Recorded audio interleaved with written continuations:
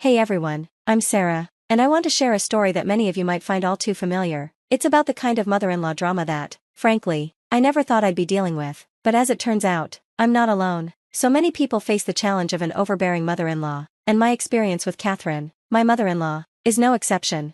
From the moment I married Thomas, I quickly learned that Catherine had a sense of entitlement that was almost impossible to ignore. While she never relied on us for daily needs, she had this tendency to act like she owned everything around her. If it was in our home, it was fair game for her to claim. Her behavior stemmed from a deep-seated desire for a lavish lifestyle, one she could never afford. For a long time, I kept quiet, hoping that staying out of the way would allow us to coexist peacefully. But then something happened that completely shifted the dynamic between us. It all started with the Mercedes-Benz SL I inherited from my grandfather. The car wasn't just an asset to me, it was a sentimental piece of family history, a connection to my grandfather who had recently passed away.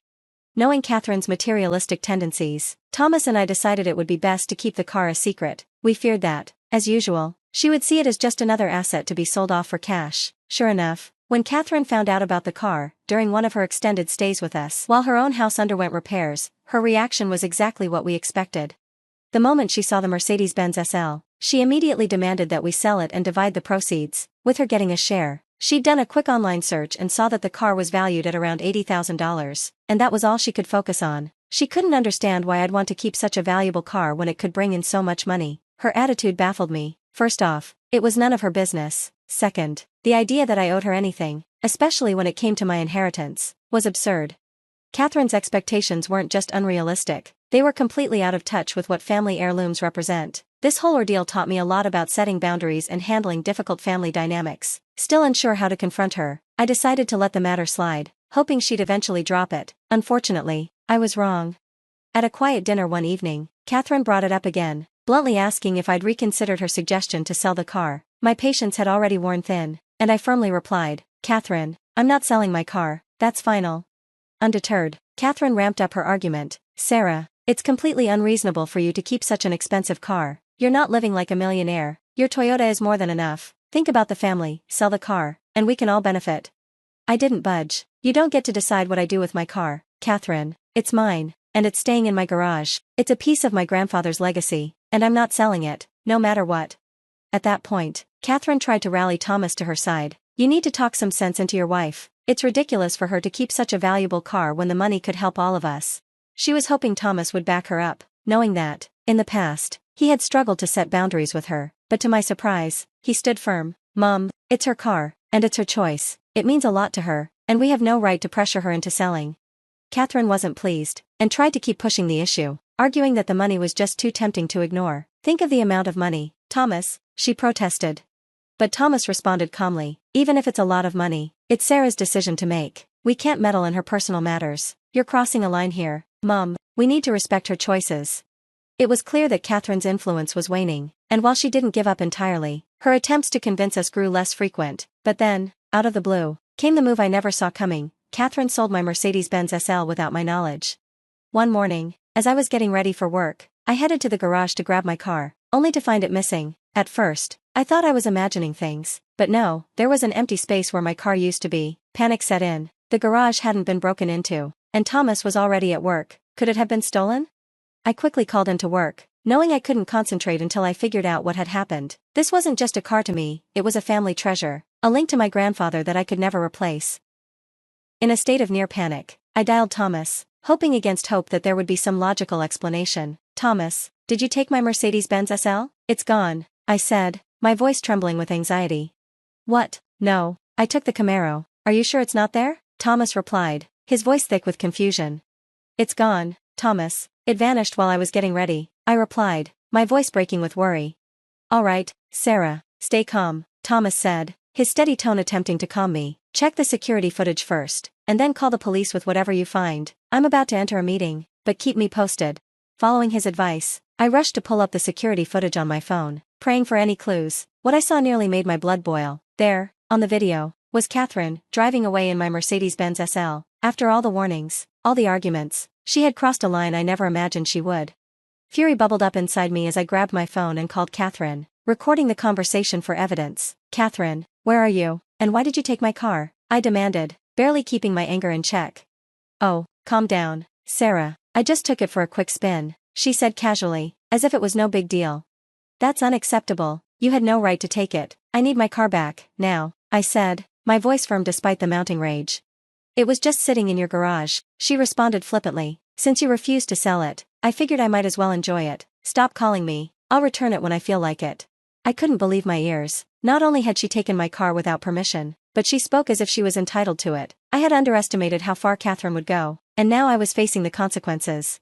I arrived home, my temper barely contained. For a moment, I considered calling the police, but something held me back. She was family, after all. I figured if she returned the car in one piece, I could give her a stern warning and ensure she knew this was a line that could never be crossed again. I didn't want to drag the police into a family matter, especially over something that might seem trivial. But as the hours passed without any sign of Catherine or the car, my patience began to unravel, unaware that things were about to escalate. Finally, Catherine waltzed in, my car nowhere in sight, but she was carrying several high-end shopping bags, clearly filled with items far beyond her usual budget. My heart sank. I rushed toward her, barely able to keep my voice steady. Catherine, where is my Mercedes-Benz SL? What have you done?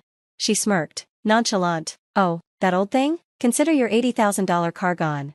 Her words hit me like, I do plan on using some of the money for the family, Catherine added smugly, as if her attempt to justify her actions could somehow make up for the betrayal. I've even booked us all a flight to Tulkita for a ski trip. Her words hung in the air like a bitter aftertaste, as if splurging on a vacation could soften the reality of what she'd done. It only served to highlight her audacity. Catherine hadn't just taken my cherished Mercedes-Benz SL, she had sold it and spent the money on herself, all while pretending her actions were somehow justified. Her words felt like a slap in the face, pushing me to the brink of losing my composure. I've always wanted to travel, and I'm not the only one benefiting, she continued, her voice dripping with entitlement. If you behave, maybe I'll even share some of the money with you. The sheer arrogance in her tone left me speechless. She acted as though she was doing me a favor, as if I should be grateful for her having stolen my car. Despite the overwhelming anger and disbelief that consumed me, I gathered what little patience I had left. Listen, Catherine, I said, my voice icy with warning, you're going to take whatever transportation you have, find the person who bought my car, and bring it back. This is your last chance to fix this before you make an irreversible mistake. Her response was predictably dismissive. Threats won't work on me, Sarah. The car's sold, the money's spent, and I'm not undoing anything. You can't just snap your fingers and get it back. So you're refusing to fix your mistake? You're fine with what you've done? I pressed, hoping for at least some glimmer of reason. Catherine scoffed. Of course, I'm not bringing your car back. It's gone, and frankly, you can enjoy your Toyota. With that, she turned and walked away, leaving me seething with frustration. It was clear that talking to her was pointless. She had crossed a line, and there was no way to reason with her now. Left with no other option, I did the only thing that made sense. I called the police.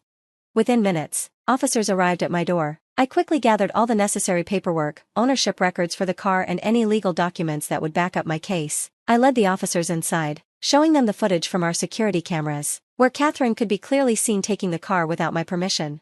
The officers, already equipped with the evidence, decided to confront Catherine directly. She came downstairs with an air of irritation, but her demeanor changed the moment she saw the law enforcement officers standing in our living room. The reality of her situation hit her in an instant.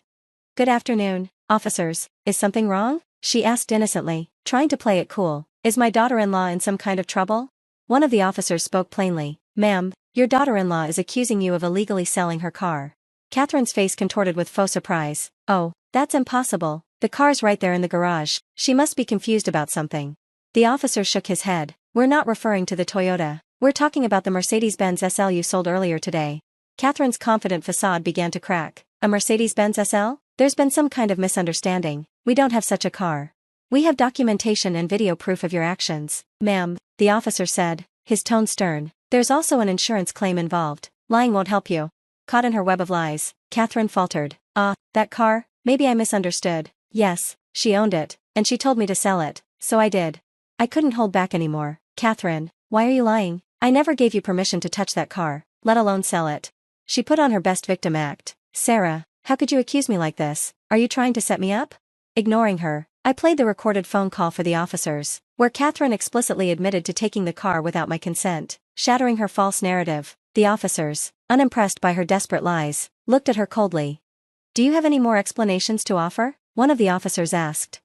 Catherine, now clearly realizing the severity of the situation, tried one last attempt to wriggle out of it. Please, let me explain, she pleaded, but the officer wasn't having it. You'll have plenty of time to explain at the station, he said bluntly. You're under arrest for theft. The reality of her arrest seemed to hit her like a ton of bricks. Her confident demeanor melted away, replaced by fear and desperation. Tears welled up in her eyes, and she turned to me with one last plea. Sarah, please don't let them do this. What will people think? I stood my ground, unshaken by her attempts to manipulate me. Catherine, what you did was illegal. It's not about what people think. It's about the consequences of your actions. Catherine's desperation was palpable, but her tears didn't sway me. Sarah, it's just a car. Arresting me won't fix anything. We can work this out. You don't want your mother-in-law in jail, do you? She pleaded, trying to manipulate the situation one last time. Family? I retorted, my voice steady and resolute. You didn't think about family when you decided to sell something that meant so much to us. Bringing up family now is too late. As Catherine was escorted to the police car, her desperation shifted into defiance. This isn't over, Sarah. I'll get my son involved. He'll fix this. Good luck, I shot back, knowing Thomas would understand the gravity of the situation. You should be more worried about the consequences of your actions. Her last-ditch threat was a weak one. He'll come to my rescue and have you thrown out of the house, she said, a mix of anger and delusion in her voice. When Thomas finally reached out, clearly concerned about what was happening, I asked him to meet me at the station. I wanted to see firsthand how he would react to the reality of his mother's betrayal. Thomas's arrival only intensified Catherine's emotional outburst. Thomas, look what your wife has done. She's put me in jail. You have to help me, she sobbed, hoping for his support. But Thomas wasn't swayed by her theatrics. Turning to his mother, he asked, Mom, explain to me what happened with Sarah's car. Catherine fell silent, clearly struggling to come up with a reasonable excuse. She knew her actions were indefensible. I seized the opportunity to outline the entire sequence of events, the theft, the sale, the lavish shopping spree, and even the plans for a family vacation in Tulkita. Mom, what have you done? Thomas's voice trembled with disbelief, the weight of the situation finally sinking in. The tension escalated when we learned that the car had been damaged after being sold, which opened the door for a major lawsuit. Why couldn't you just leave Sarah's things alone? Thomas asked, his frustration evident. Catherine, now desperate, pleaded for her son to save her from both the legal consequences and the humiliation of jail, but Thomas stood firm. Why should I help, Mom? You've brought this on yourself with your reckless actions. His cold response was a stark dose of reality. You should have thought about the consequences before you did this. I'm standing with Sarah on this. In that moment, it was clear that Thomas saw through his mother's manipulation. He chose to support what was right, a turning point that forever changed his relationship with her. Catherine's pleas for forgiveness became more desperate as she realized the depth of her situation, but her cries were falling on deaf ears. Her actions had irreparably damaged any chance for sympathy. Thomas, visibly angry, expressed his disappointment in her, then walked out of the station with me. He apologized for his mother's behavior and assured me that he fully supported my decision to press charges and seek justice for the wrongful sale of my car. Eventually, I was able to reclaim my Mercedes-Benz SL, however, it wasn't in the pristine condition I had left it. A minor accident had caused significant dents, and repairing a luxury vehicle like that wasn't cheap. Coupled with the legal fees, the financial toll on Catherine was catastrophic. She had to pay $750,000 to settle the lawsuit, which forced her to sell her childhood home and take on considerable debt. It was a crushing blow, but after what she had done, we couldn't find it in ourselves to feel sympathy for her. Thomas made it clear that Catherine was no longer welcome in our lives, and that it would be a long time before she could expect any contact from us. This decision shattered Catherine. She publicly lashed out, but by then, it was too late. The news